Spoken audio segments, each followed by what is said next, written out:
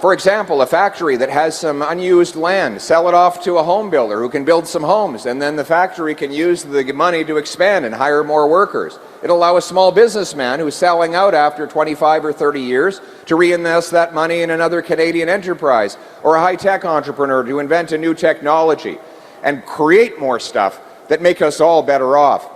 We have to get rid of the worst tax of all, though. It's the inflation tax. The inflation tax happens when the government prints money to pay for out-of-control spending, and you pay the bill through higher costs for everything. Geez, it sounds like a helicopter is landing on the roof or something. What's that?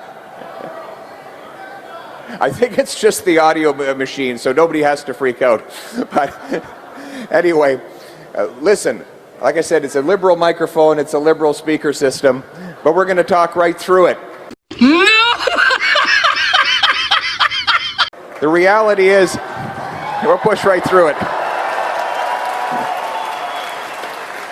The reality is the government has caused the worst inflation in 40 years as a result of increasing our money supply. This is bills, coins, and bank deposits from $1.8 trillion to $2.5 trillion, all to fund reckless deficits advised on Justin Trudeau by Mark Carney. Now, you might say, well, what's wrong with having all this extra money?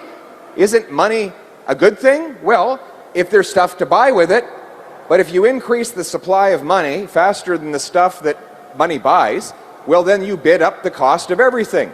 If you have an economy with 10 apples and $10, well, it's $1 an apple. If you double the number of dollars to 20, and you still only have 10 apples, you're not twice as rich. Each apple now costs twice as much. Now, the people who get that newly printed money first, those in the financial system, those with the contacts, they get rich because they get to spend and invest the money before it loses its value. But everyone else gets poor, and that's why your purchasing power goes down. You see, the costs are not going up. The buying power of your money is going down. That is what inflation is. And it's all the result of massive overspending in Ottawa.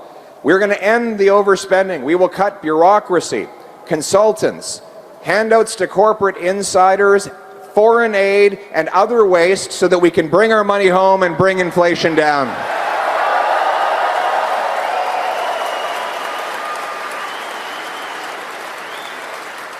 We will also bring in a dollar-for-dollar law. It will run our finances the way you run your household budget. If you increase spending here, you decrease it over there, or you get a bargain here and there. That's not how government works. You see, because politicians and bureaucrats are the only creatures in the universe that don't have to deal with scarcity.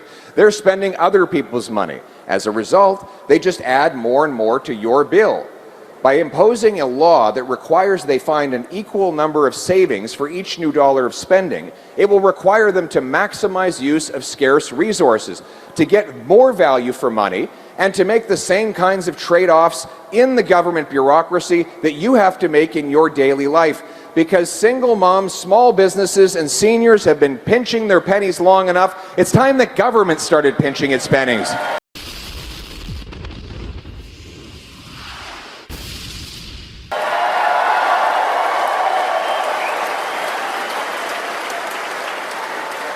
And so this election is really about the cost of living.